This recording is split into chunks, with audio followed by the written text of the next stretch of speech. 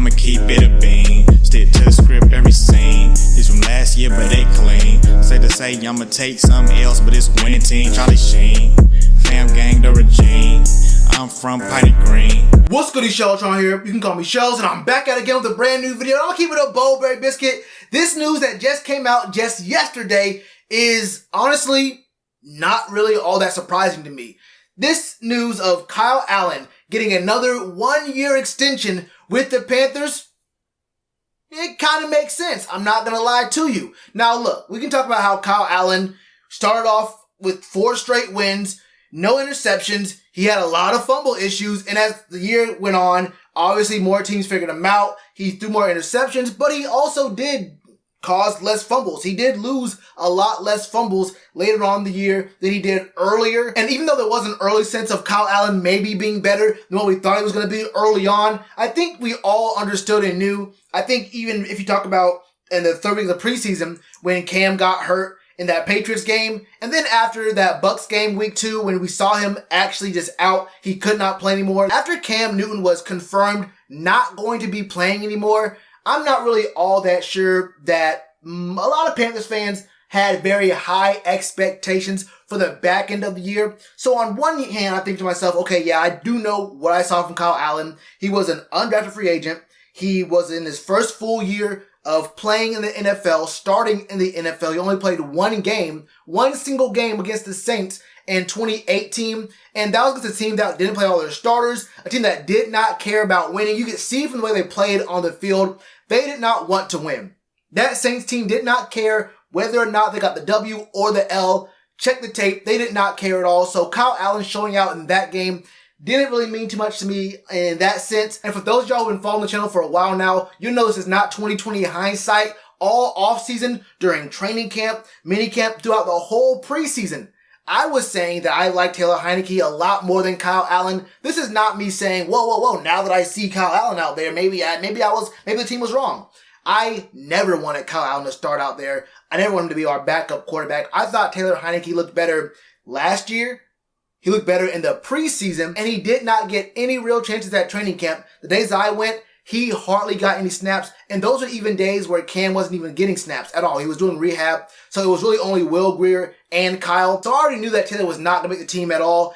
It didn't matter how good he played in the preseason or whatnot. It just was not going to happen. That decision was made before the preseason even came around. I think even before training camp. But the point about Kyle Allen is, even despite all those bad things we saw from him at the back end of last year, I can't deny it. Kyle Allen is probably one of the better backup quarterbacks in the National Football League. I'm not saying that I want Kyle Allen to start for the team. I'm not saying that I want Kyle Allen to even play more than 8 games for a team. What I'm saying is, if you have a quarterback, not just the Panthers, but any quarterback in the league, any team in the league, if you have a quarterback who has to be out for maybe 3-4 weeks, even 5 weeks, Kyle Allen is the kind of backup quarterback you want who can win you 2 or 3 of those games. 2 or 3 games in a 3 to 5 week span, that's what you want out of a backup quarterback. You do not want your backup quarterback playing 10, 12 games in a season. That is not his job.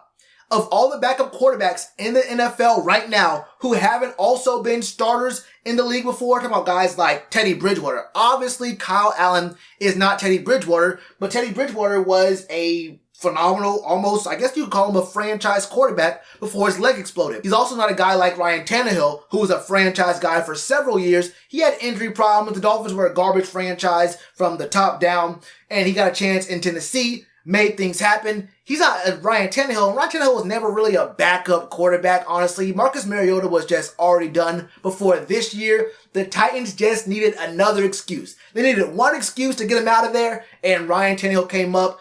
Nick Foles now isn't a backup, or maybe he is a backup now. I'm not really sure what happened with him and Gardner Minshew, but him being there, he is not really a backup quarterback. He was a starter level quarterback, became a backup, became the MVP of the Super Bowl. Let's not get it twisted there. Of all the actual backups who haven't been big name guys, big name quarterbacks at one point in their career, Kyle Allen is about near the top of what you want. Can he throw the ball deep consistently? No. But have we really seen Cam over his full career throw the ball deep consistently all the time. I'm not sitting here trying to compare Kyle Allen's QB awareness, his ability or whatnot to Cam at all. But I'm saying we haven't really seen that much deep threat accuracy consistently in this franchise in a long time. So it's not like we're really missing very much talking about Kyle Allen here. And then we think about, okay, maybe Christian McCaffrey did carry this team in those wins. And it's not really a maybe, it is a definitely. Christian McCaffrey, C-Mac, CMC, Run CMC, every single name you got for the man, 22 himself, deuce, whatever you're going to say about him. When you referred to the Panthers in 2019, we were the Carolina McCaffreys. Luke was there, God rest his soul. He was on the team. We had a lot of guys on the team back then. This was only 4 or 5 months ago. We had a whole different team back then. But this team really did go as C-Mac went. And then the defense started to go, so there wasn't really much else to look at. But when you look at guys' stats like DJ Moore having almost 1,200 yards on 87 receptions, and then Curtis Samuel having over 600 yards and 6 touchdowns receiving, 1 more rushing, and you see Christian McCaffrey having his 1,000. When you look at it like that, a guy like DJ Moore being one of the top receivers in terms of yards this past season, and then our number 3 receiving threat also having 600 yards, those really aren't too bad of stats for a backup quarterback. 2 receivers, or 2 players in the offense, one being a running back, one being a receiver, 2 guys having over 1,000 yards receiving, and your third guy has 600 and 6 touchdowns. When you look at it like that, it doesn't really look all that bad. I'm not trying to say that this man, Kyle Allen, is a good or great starting quarterback. But for a backup who got thrown in, a guy who knew his number might be called since he was the number 1 backup on the team, but probably didn't expect to be playing 14 games this season.